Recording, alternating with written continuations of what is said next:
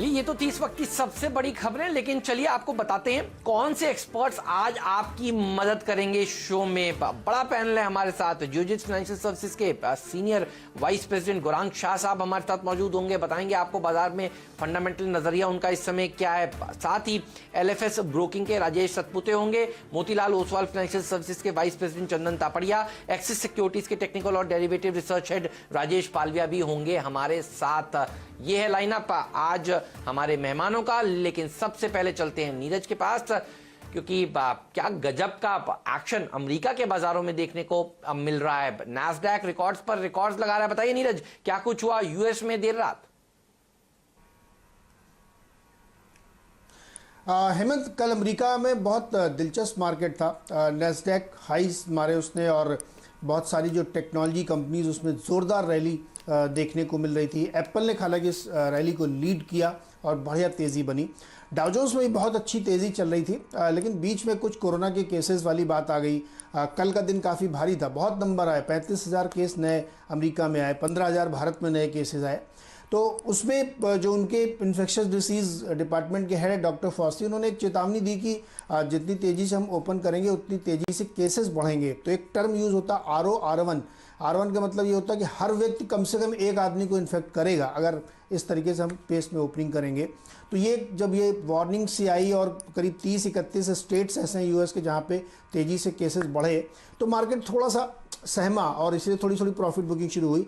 लेकिन फिर एक खबर आई उसके बाद जिसका जिक्र मैंने कल सुबह आप लोगों से किया था कि एक नए पैकेज का ऐलान अमेरिका करने वाला है, स्टिमुलस पैकेज का। बाद में ट्रंप साहब ने उसको बोल भी दिया कि जुलाई के पहले हफ्ते में यानी नेक्स्ट 2 वीक्स में वो आपको आता हुआ दिखेगा। एक बड़ा पैकेज फिर से तैयार हो रहा अमेरिका में और फिर मार्केट में उस रैली को सस्टेन किया और आप देखिए नैस्डैक हाइस पे जाके बंद हुआ। तो यही वजह है कि अमेरिकी बाज़ारों में ज़बरदस्त तेज़ी है, लिक्विडिटी की तेज़ी है। कंसर्न कोरोना का डेफिनेटली है, लेकिन उसको सबसाइड करते हुए लिक्विडिटी के दम पे इतनी बड़ी रैली आपको बनी और उसी का इम्पैक्ट आप देख रहे हैं कि जो एशियन मार्केट ओपन हुए यहाँ पे भी अच्छी तेज़ी है। जी हाँ, तो रौनक बनी हुई है और खासतौर से डॉक्टर फॉची एक तरफ जो वार्निंग दे रहे हैं उसमें ये भी कह रहे हैं नीरज कि दरअसल ऑफ कोर्स सर्ज देखने को मिल रहा है कोविड के केसेस में, लेकिन एक एब्सोल्यूट लॉकडाउन की जरूरत नहीं है, हम इसे हैंडल कर लेंगे। वो भी एक अच्छी चीज रही। सोने की चमक बड़ी है तो देखिए चौतरफा तेजी का ही मूड बनता हुआ दिखाई दे रहा है, चाहे वो इक्विटी मार्केट्स हो या फिर कमोडिटी मार्केट्स। ऐसे में आज एक्सपायरी से एक दिन पहले क्या स्ट्रैटेजी होनी चाहिए? वीरू बताइए, आज के दिन सबसे ज्यादा ट्रेडर्स एक्टिव होने वाले हैं क्योंकि 10,500 की लगभग करीब हम कल पहुंचे, 10,471 पर बाजार जाकर टिका, 10,484 का हाई भी निफ्टी ने दिखाया। और खास बात यह है कि निफ्टी के साथ साथ निफ्टी बैंक ने भी काफी बड़ा सहारा दिया है। तो आज के लिए कौन सा लेवल इंपॉर्टेंट है और लोग आजकल फिर 10,900 की चर्चा करने लगे हैं, उसकी पॉसिबिलिटी कितनी है? देखिए हर्षदा, गुड मॉर्निंग। हर्षदा और हेमंत, गुड मॉर्निंग। स्टैट्स अच्छे हैं और इंस्टीट्यूशनल अप्रोच अच्छी है और एफआईएस के स्टैट्स को आज के इस दिन के लिए अगर आप देखें, आप फोकस्ड होकर देखें तो 168 करोड़ रुपए की उनकी डीआईएस की बाइंग, 454 करोड़ रुपए की 168 की एफआईएस की बाइंग, 454 करोड़ रुपए की डीआईएस की बाइंग। इंडेक्स एफआईएस ने हल्का सा लॉन्ग्स को अनवाइंड किया था। स्टॉक फ्यूचर्स में अगर आप देखिए उन्होंने शॉर्ट कवर किए, लेकिन आज के लिए जो क्रिटिकल डेटा है, जो 2 डेटा इंस्टीट्यूशनल फिगर्स में काफी इंपॉर्टेंट है, वो ये है कि उन्होंने लगभग 13,000 पुट बेची हैं एफआईएस ने कल। एक्सपायरी के नजदीक आने के बाद जब 13,000 की आप पुट 13,000 कॉन्ट्रैक्ट आप बेच रहे हैं, इसका मतलब यह है कि आप कल के लो को या फिर कल किसी क्रिटिकल रेंज से जहां बाजार ब्रेकआउट दे के आया है, आप उसको एक बेस मान के चल रहे हैं। तो ये अच्छा संकेत है। और कॉल शॉर्ट कवर करना ये एक और अच्छा संकेत है क्योंकि उन्होंने करीब 5,000 कॉल शॉर्ट कवर करी। तो एफआई स्टेट्स अच्छे हैं और उन्होंने क्योंकि 13,000 पुट बेची है, तो मेरा ये कहना बहुत जरूरी है कि कल बाजार में करीब 40 लाख पुट बिकी हैं। गुड, अच्छा संकेत है। 8,22,000 कॉल कम हुई है, अच्छा संकेत है। अब आते हैं निफ्टी पे, हमारी अप्रोच क्या होनी चाहिए। हेमंत, हमने एक बहुत स्ट्रॉन्ग बेस क्रिएट किया है। याद रखिए, as per the option states इस वीक मंथली एक्सपायरी के लिए हमारा एक बहुत स्ट्रॉन्ग बेस है 10,270 से लेकर 10,300 के बीच में। ये 30 पॉइंट हमारे बहुत स्ट्रॉन्ग बेस हैं।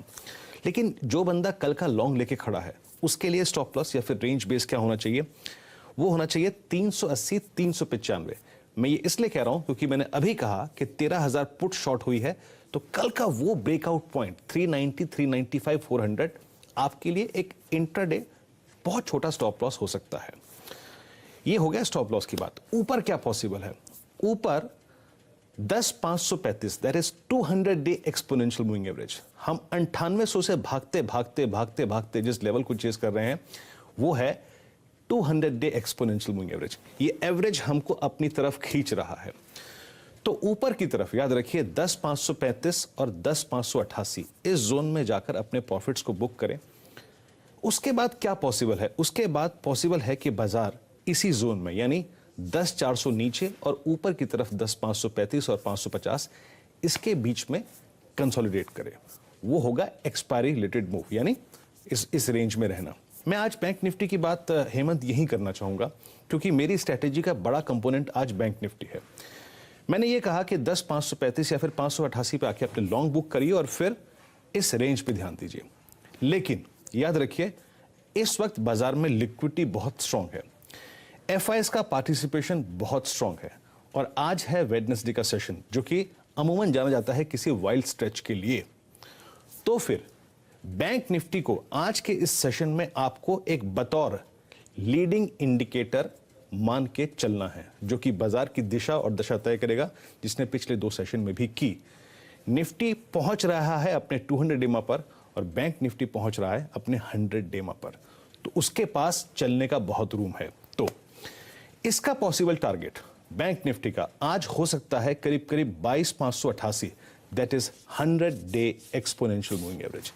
यहां जाके आप अपने प्रॉफिट बुक कर सकते हैं और उसके बाद ये इंडेक्स 22,200 से लेकर 22,600 की रेंज में कंसोलिडेट हो सकता है। लेकिन वो वेडनेसडे वाला फैक्टर क्या है हिम्मत? वेडनेसडे वाला फैक्टर ये कहता है कि अगर 22,600 निकलता है तो अगला कॉल राइटर खड़ा है 23,000 की रेंज में। ये आपको 250, 300, 350 पॉइंट का मूव और देकर 22,900 से 22,950 के क्लस्टर में रह सकता है। तो मार्केट स्ट्रांग है, एक रेंज एडॉप्ट कर सकता है, लेकिन उस रेंज से बाहर आपको निफ्टी बैंक किसी भी वक्त लाके खड़ा कर सकता है। तो अपने आप को वेरिएबल रखिए और बैंक निफ्टी पर नजर रखिएगा। हेमंत, बिल्कुल सही कह रहे हैं आप, बैंक निफ्टी पर नजर रखिएगा और उसके कॉन्स्टिट्यूएंट्स एक बार दिखा देता हूं मैं आपको।